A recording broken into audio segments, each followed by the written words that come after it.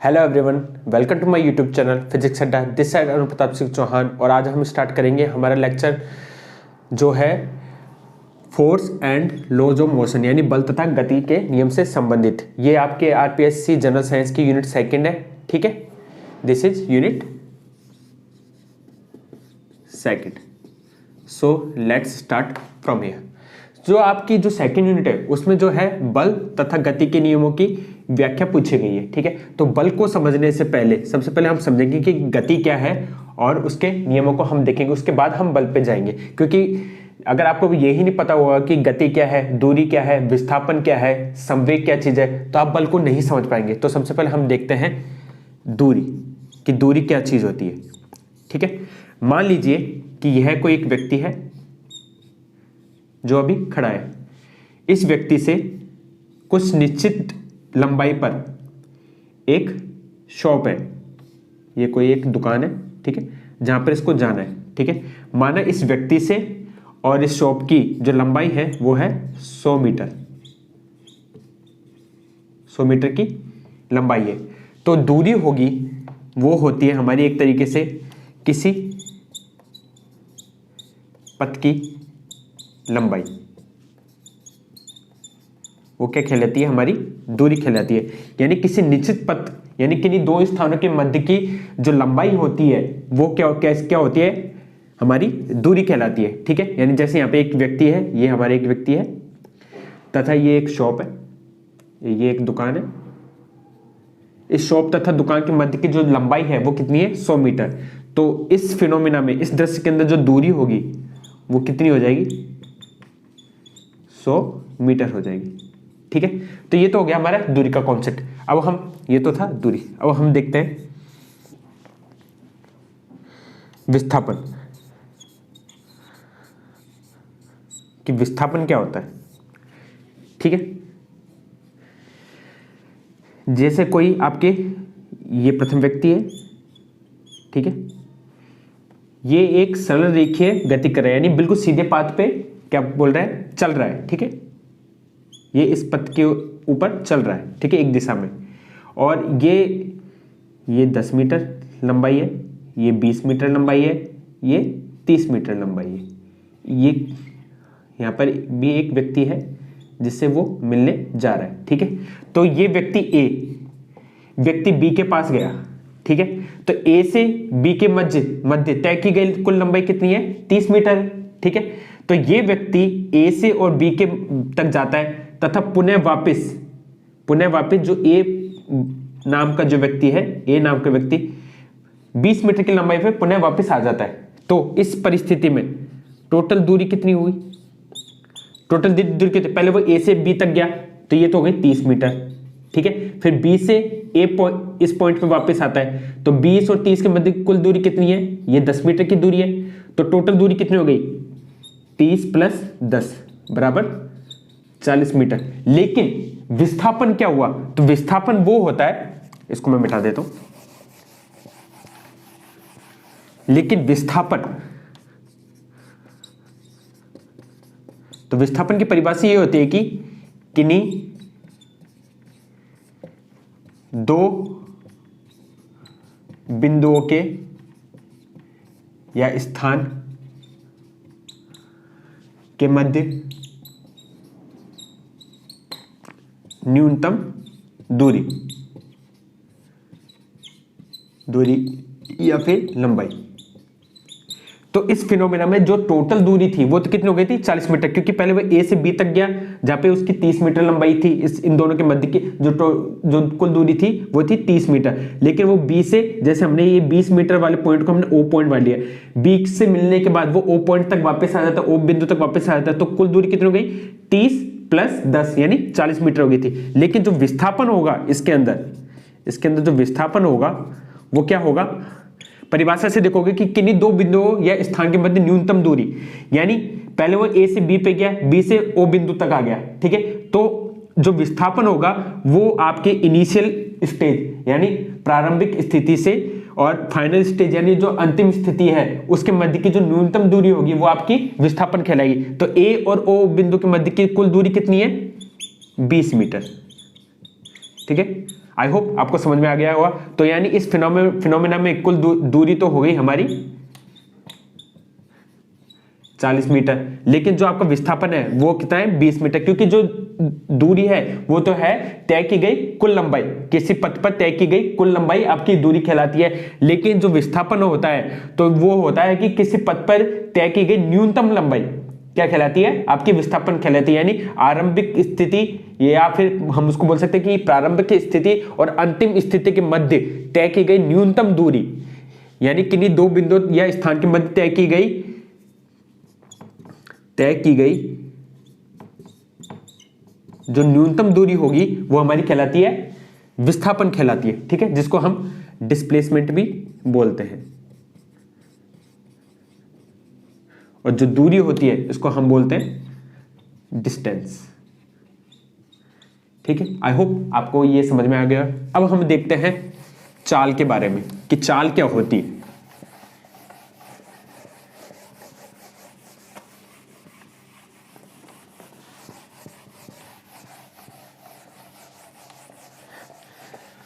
चाल को समझने से पहले हम थोड़ा सा विस्थापन को और समझते हैं।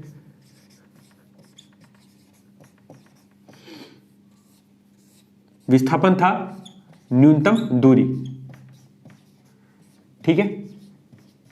इसमें हमने केस फर्स्ट अभी समझा कि जैसे पॉइंट ए है, ये पॉइंट ए है, ये पॉइंट बी है और ये पॉइंट सी है, ठीक है। ए से बी के मध्य की दूरी हमने मान ली 10 मीटर और बी से सी के मध्य दूरी मान ली हमने 20 मीटर, ठीक है। अब यहां पर ए पे कोई व्यक्ति खड़ा है, ये एक व्यक्ति खड़ा है, ठीक है। ये व्यक्ति इस ए बिंदु से चला सी की तरफ, तो चलते चलते वो सी बिंदु पे पहुंचा, ठीक है। ये सी बिंदु पे पहुंच गया, ठीक है। तो ए से सी के मध्य कुल दूरी कितनी हो गई 10 + 20 बराबर 30 मीटर, ठीक है। ये आपको समझ में आ गया। अब हुआ क्या कि सी पे पहुंचने के बाद, इस सी बिंदु पे पहुंचने के बाद वापस से, अभी तो क्या था कि इस दिशा में वो जा रहा था, ए से सी की ओर जा रहा था। अब क्या हुआ कि सी बिंदु पे पहुंचने के बाद वो पुनः बी बिंदु पे पहुंच गया, ये बी बिंदु था। अब व्यक्ति कहां खड़ा होगा, इस जगह खड़ा होगा, ठीक है। अब ये पहले प्रारंभिक स्थिति में ए बिंदु पे था, ठीक है। तो अब ये क्वेश्चन ये हो गया कि इस पूरे सीक्वेंस में कि ए से सी पे जाने के बाद और सी से बी पे आने के बाद जो विस्थापन होगा वो क्या होगा, तो विस्थापन में प्रारंभिक स्थिति क्या थी ए बिंदु की और अंतिम स्थिति क्या है बी बिंदु की। तो ए और बी के मध्य दूरी कितनी है 10 मीटर। तो जो ये आपका 10 मीटर होगा ये विस्थापन कहलाएगा, ठीक है। तो एक तरीके का आपका तो केस फर्स्ट ही हो गया था। अब हम देखेंगे केस सेकंड।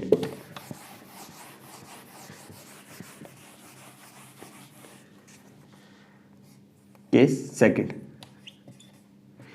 माना ये कोई व्यक्ति है, हंस रहा है खड़े खड़े पागलों की तरह, ठीक है। पागल नहीं है, हम मान लेते हैं पागलों की तरह हंस रहा है, ठीक है। ये एक सीधी रेखा में गमन कर रहा है, ठीक है। और ये इस ए पॉइंट से बी पॉइंट पे पहुंचा, ठीक है। और इसके मध्य है कुल दूरी 10 मीटर, कुल लंबाई ए से बी के मध्य की 10 मीटर है। और बी पे पहुंचने के बाद ये वापस से ए पॉइंट पे ही आ जाता है वापस से। पहले ए से बी पे गया, और फिर बी से ए बिंदु पे आ जाता है। तो इस परिस्थिति में दूरी कितनी होगी, हमें पता है ए से बी के मध्य कितनी दूरी है 10 मीटर, और फिर वापस से वो बी से ए पे आ रहा है, तो उस दोनों बिंदुओं के मध्य दूरी कितनी हो जाएगी, वो भी 10 मीटर होगी। तो टोटल दूरी कितनी होगी आपकी 10 + 10 बराबर 20 मीटर। लेकिन विस्थापन क्या हुआ, विस्थापन देखोगे, विस्थापन की परिभाषा से देखोगे तो किन्हीं दो बिंदुओं के मध्य की न्यूनतम दूरी है ना, अब या फिर प्रारंभिक स्थिति तथा अंतिम स्थिति के मध्य की दूरी। जब वो ए बिंदु से चला बी पे पहुंचा और बी से पुनः वापस ए बिंदु पे आ गया, यानी मैं इसी पॉइंट से चला और घूम फिर के वापस से इसी पॉइंट पे आ गया, तो मेरे दोनों जो प्रारंभिक स्थिति है और अंतिम स्थिति है, उस स्थिति में उन दोनों मध्य बिंदु की क्या बोलते हैं स्थिति में जो दूरी होगी उसमें कोई परिवर्तन हो रहा है? नहीं हो रहा ना, क्योंकि मैं यही इसी बिंदु से चल के वापस से इसी पे आ गया, इसी पॉइंट पे आ चुका हूं, तो ये क्या होगा, जो हमारा विस्थापन हो जाएगा वो 0 मीटर हो जाएगा। ठीक है, यानी जो आपकी प्रारंभिक स्थिति है और अंतिम स्थिति है वो समान है, उनकी स्थिति में कोई परिवर्तन नहीं है। जब स्थिति में परिवर्तन नहीं है तो आपका विस्थापन तो 0 हो जाएगा, लेकिन तय की गई कुल दूरी क्या हो जाएगी, 20 मीटर। ऐसे ही आप वृत्तीय गति में देखेंगे, ये कोई व्यक्ति खड़ा है, ये व्यक्ति है, ये एक वृत्ताकार पथ में गति कर रहा है। ठीक है, ये पॉइंट ए है। ठीक है, इसकी रेडियस मान लिया 10 मीटर है। ठीक है, कोई व्यक्ति ए बिंदु से चलकर ये इस तरीके से चला और वापस पुनः इसी बिंदु पे आ जाए, यानी वृत्ताकार गति के अंदर भी पुनः प्रारंभिक स्थिति में कोई व्यक्ति चल के आ जाए, या फिर कोई क्या बोलते हैं आपका ऑब्जेक्ट वो वापस से पुनः गति करके आ जाए, तो इस स्थिति में भी आपका विस्थापन कितना हो जाएगा, विस्थापन हो जाएगा 0। लेकिन दूरी कितनी तय करेगा, जो वृत्ताकार पर स्थिति होती है उसके अंदर जो आपका सर्कमफ्रेंस होता है, यानी जो परिधि होती है, वही कुल तय की गई दूरी होगी, यानी जो दूरी होगी वो आपके परिधि के बराबर होगी। और वृत्त की परिधि कितनी होती है, वो होती है 2πr। अब यहाँ पे r की वैल्यू क्या है, 10 मीटर है, तो यहाँ पर जो दूरी हो जाएगी वो क्या हो जाएगी, 2π × 10, यानी 2 × 3.14 × 10 मीटर। ठीक है, तो आपका विस्थापन तो हो गया, डिस्प्लेसमेंट तो 0 है, लेकिन जो आपकी डिस्टेंस है वो 2πr के इक्वल हो जाएगी। ठीक है, आई होप आपको यहाँ पे समझ आ गया हो गया। अभी तक हमने क्या देखा, दूरी को देखा, उसके बाद हमने विस्थापन को देखा। अब हम देखेंगे चाल, कि चाल क्या होती है।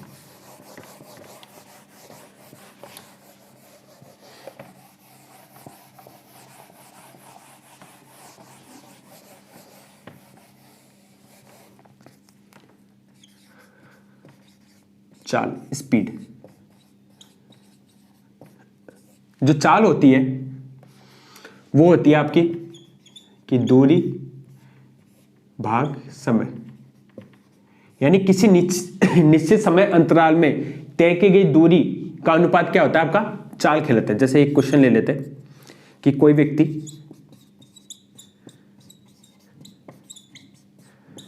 10 सेकंड में 300 मीटर दूरी तय करता है, तो इसकी चाल बताओ। तो इसका सॉल्यूशन देख लेते हैं। तो हमने देखा कि जो चाल है वो होती है हमारी दूरी बटे समय।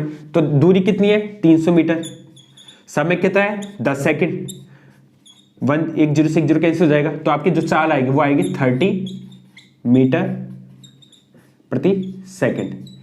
मीटर प्रति सेकंड। दूरी का जो मात्रक होता है वो क्या होता है, मीटर होता है, और समय का मात्रक क्या होता है, समय होता है, सॉरी सेकंड होता है। तो जो चाल का मात्रक होगा वो क्या होगा, मीटर प्रति सेकंड। ठीक है, अब हम चाल आपको समझ में आ गया होगा। अब हम देखते हैं वेग।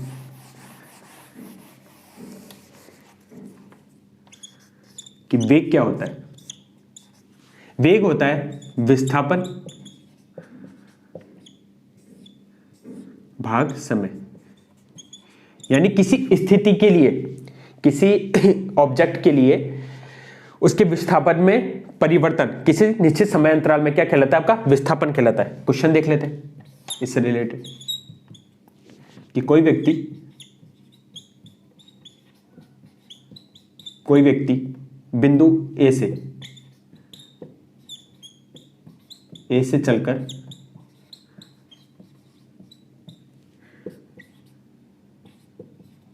बिंदु बी तक 100 मीटर दूरी तय करता है तथा बी से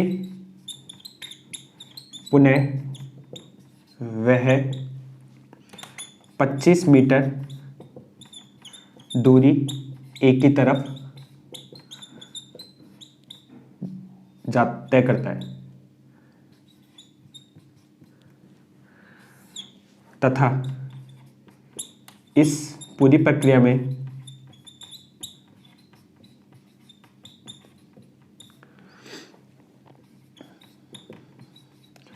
लगा समय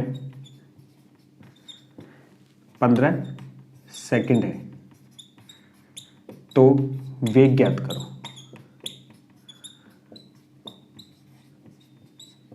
आपको क्वेश्चन समझ में आ गया होगा। क्वेश्चन में मैंने लिख रखा है कि कोई व्यक्ति बिंदु ए से चलकर बिंदु बी तक 100 मीटर की दूरी तय करता है तथा बिंदु बी से पुनः वह 25 मीटर दूरी ए की तरफ वापस आता है। यानी बिंदु, जैसे ये आपका पॉइंट ए है और ये आपका पॉइंट बी है, तो ए से बी की तरफ जाता है 100 मीटर और तथा बिंदु बी से ए की तरफ 25 मीटर दूरी और तय करता है और इस पूरी प्रक्रिया में उसको 15 सेकंड का समय लगता है, तो वेग ज्ञात करो। ठीक है, तो हम इसका सॉल्यूशन देखते हैं।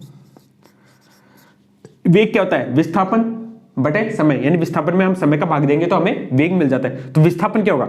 ये कोई बिंदु ए है, ठीक है, ए से बी की ओर गया पहले, कितना? 100 मीटर इसकी लंबाई है, दूरी है, ठीक है। वो बिंदु बी से ए की तरफ 25 मीटर हो आता है, जैसे उसको मान लिया हमने ओ बिंदु, ये कितना है? 25 मीटर है। तो विस्थापन से हम देखते हैं कि प्रारंभिक स्थिति तथा अंतिम स्थिति के मध्य न्यूनतम दूरी। तो प्रारंभिक स्थिति क्या है? ये उसको मैं प्रारंभिक लिख देता हूं और ये है जो बिंदु ओ है वो हमारी अंतिम स्थिति है। तो प्रारंभिक स्थिति और अंतिम स्थिति के मध्य दूरी कितनी जाएगी? ए से बी के मध्य 100 मीटर है ना, और ओ और बी के मध्य 25 मीटर है। तो जो आपकी एओ होगी, प्रारंभिक तथा अंतिम मध्य की जो दूरी है वो कितनी है? एओ, वो क्या हो जाएगी हमारी? A B minus O B. तो ए बी कितना है? 100 माइनस 25 इक्वल टू 75 मीटर। ठीक है, तो जो हमारा विस्थापन है वो कितना हो गया? 75 मीटर। तो जो हमारा वेग है इसको हम वेलोसिटी यानी v से भी प्रदर्शित करते हैं। तो v कितना हो जाएगा? 75। और इस पूरी प्रक्रिया में कितना समय लगा है? 15 सेकंड। तो हम 15 का डिवाइड करेंगे तो ये 5 आ जाएगा। ये कितना हो जाएगा? 5 मीटर पर सेकंड। क्योंकि जो विस्थापन है इसका मात्रक भी क्या होता है? मीटर होता है, और समय का मात्रक क्या होता है? सेकंड होता है। तो जो वेग का जो मात्रक होगा, वेग का मात्रक होगा वो भी हमारा मीटर पर सेकंड यानी मीटर प्रति सेकंड होगा। आई होप आपको चाल समझ में आ गया होगा, वेग समझ में आ गया होगा, आपको न्यूमेरिकल भी समझ में आया होगा, जिसका आंसर 5 मीटर प्रति सेकंड आएगा। ठीक है, अब हम देखते हैं संवेग। संवेग से पहले हम देखेंगे त्वरण क्या होता है।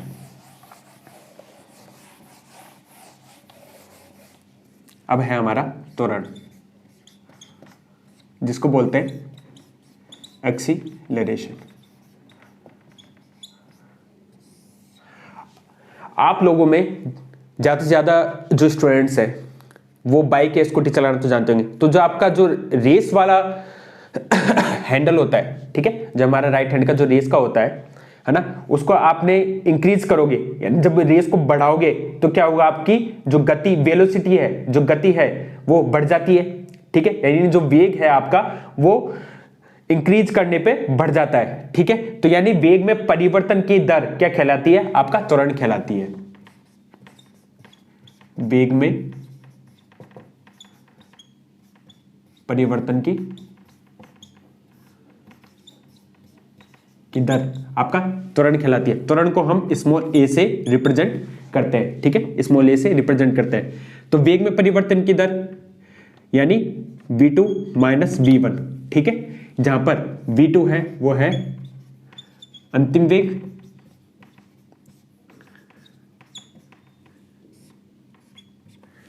अंतिम वेग, और v1 क्या है? आपका प्रारंभिक वेग। क्योंकि यहां पर वेग में परिवर्तन तो क्या हो गया? v2 minus v1। और जब दर की बात होती है वो समय के साथ ही जो आपका वेलोसिटी है, जो आपकी वेग है, उसमें परिवर्तन किसके सापेक्ष होएगा? समय के साथ होएगा। तो जो v2 minus v1 upon t2 minus t1, या फिर हम इसको ये भी लिख सकते हैं कि v2 माइनस v1, अगर आपको एग्जाम में डेल्टा t यानी t आपको पहले से दे रखा है। ठीक है, इसको हम इस तरीके से भी लिख सकते हैं dv बाई dt। ये हो गया आपके त्वरण। ठीक है, इसका एक क्वेश्चन देख लेते हैं। माना किसी कार का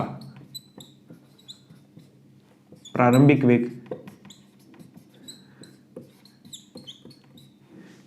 वेग t बराबर 1 सेकेंड पर 20 मीटर प्रति सेकेंड है तथा t बराबर 3 सेकेंड पर 30 मीटर प्रति सेकेंड है, तो त्वरण ज्ञात कीजिए। देखो इसका हम सॉल्यूशन देखते हैं। क्वेश्चन में क्या दे रखा है, माना किसी कार का प्रारंभिक वेग t बराबर 1 सेकंड पर 20 मीटर सेकंड है तथा t बराबर 30 सेकंड पे 30 मीटर प्रति सेकंड है। पहले स्टार्टिंग में समय क्या था, 1 सेकंड पे हमारा जो वेग था वो 20 प्रति सेकंड था, लेकिन जब समय 3 सेकंड हुआ तो उसका जो वेग है वो 30 मीटर प्रति सेकंड हो गया। तो तुरंत क्या हो जाएगा, v2 minus v1 upon t2 minus t1। तो v2 कितना है 30 और v1 कितना है 20, t2 कितना है हमारा 3 और t1 कितना है 1, यानी 10/2 यानी 5। अब इसकी यूनिट यानी इसकी इकाई क्या होगी, देखिए आप तुरंत देखेंगे वो है वेग में परिवर्तन बटे समय। ठीक है, वेग की इकाई क्या होती है, मीटर प्रति सेकंड होती है।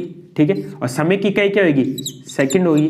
तो यहां से जो हमारी इकाई होगी वो क्या हो जाएगी, मीटर प्रति सेकंड स्क्वायर, ये हमारी त्वरण की इकाई हो जाएगी। तो यहाँ पे जो त्वरण होगा वो हो जाएगा 5 मीटर प्रति सेकंड स्क्वायर। ठीक है, आपको समझ में आ गया होगा कि त्वरण क्या होता है। अब हम देखते हैं कि संवेग क्या होता है। ओहो,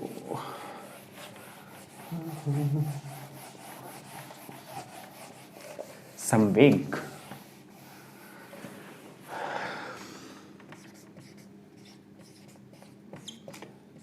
को बोलते हैं मोमेंटम।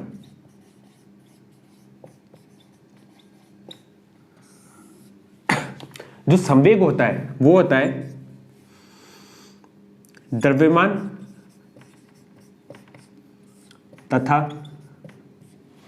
वेग का आंकिक, या फिर हम इसको बोल सकते हैं अंकीय गुणनफल। इस संवेग को हम P से प्रदर्शित करते हैं। ठीक है, माना ये कोई आपका ऑब्जेक्ट है, ये कोई आपकी वस्तु है, इसका स्मॉल m द्रव्यमान है। ठीक है, जो v वेग से किसी दिशा में गमन कर रही है। ठीक है, तो यहां से जो आपका मोमेंटम होगा, संवेग होगा, P बराबर क्या हो जाएगा, द्रव्यमान तथा वेग का आंकिक गुणनफल। द्रव्यमान क्या है स्मॉल m और वेग क्या है v। ठीक है, तो P बराबर क्या हो गया आपका mv। ठीक है, तो जो P बराबर mv है ये आपका संवेग कहलाता है। अब इसकी इकाई क्या होगी, मास। जनरली हम किस में लिखते हैं, किलोग्राम में। ठीक है, और वेलोसिटी की इकाई क्या होती है, मीटर प्रति सेकंड। तो जो मोमेंटम की इकाई होगी, इसकी इकाई होगी वो क्या हो जाएगी, किलोग्राम इंटू मीटर प्रति सेकंड। ये इसकी ऐसा यूनिट हो जाएगी, स्टैंडर्ड यूनिट। ठीक है, जो द्रव क्या आपका संवेग होगा उसकी इकाई क्या होगी, किलोग्राम मीटर प्रति सेकंड। अब हम इसका एक न्यूमेरिकल देख लेते हैं।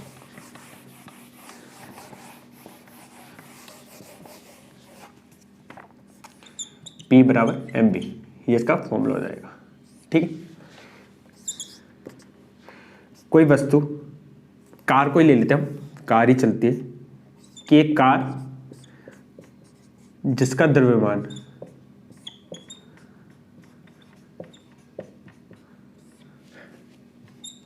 50 kg है। ठीक है तथा वह 4 किलोमीटर की दूरी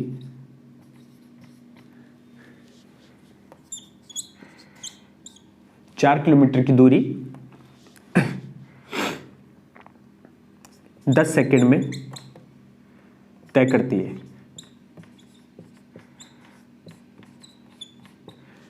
तो उसका द्रव्यमान, उसका संवेग क्या होगा।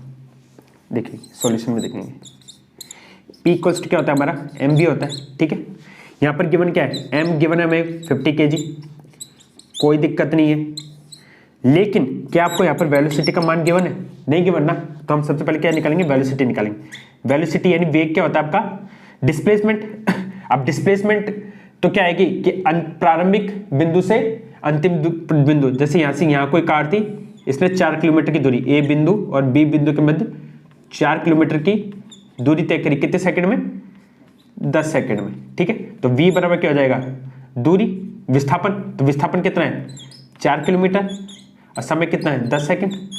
लेकिन हमें पता है कि जो आपका वेग होता है उसकी इकाई क्या आती है, उसकी यूनिट किस में होती है, मीटर प्रति सेकंड में। तो हम पहले सबसे पहले 4 किलोमीटर को मीटर में चेंज करेंगे, तो उससे, क्योंकि 1 किलोमीटर बराबर होता है आपका 1000 मीटर, होता है नहीं होता, ठीक है। तो हमने 4 को 1000 से गुणा किया और फिर उसमें 10 सेकंड का भाग लगे, तो 1 जीरो से 1 जीरो कैंसिल हो गई। तो यहाँ पर कितना है आपके पास, 400 मीटर प्रति सेकंड। तो ये तो हो गया आपका वेग, ठीक है। अब आप यहाँ से क्या निकालेंगे, संवेग निकाल सकते हैं। तो P बराबर क्या हो जाएगा, 50 इंटू वेलोसिटी कितनी आ गई, 400। तो यहाँ से इसको मल्टीप्लाई करेंगे तो आपको जो संवेग आएगा वो आएगा 1 2 3 4 20,000 किलोग्राम मीटर प्रति सेकंड, ठीक है। ये इसका संवेग आ गया, ठीक है। आई होप आपको यहां तक समझ में आया होगा। इसके आगे जो आगे के टॉपिक्स हैं, संवेग हमने पढ़ लिया, इसके बाद हम देखेंगे आवेग, उसके बाद हम देखेंगे गति के नियमों को। तब तक आप इस वीडियो लेक्चर का रिवाइज कीजिए। मिलते हैं नेक्स्ट लेक्चर में, और आप अपने साथ वालों को भी इस वीडियो को लेक्चर शेयर करें और वीडियो को लाइक जरूर करें और चैनल को सब्सक्राइब जरूर करें। Thank you.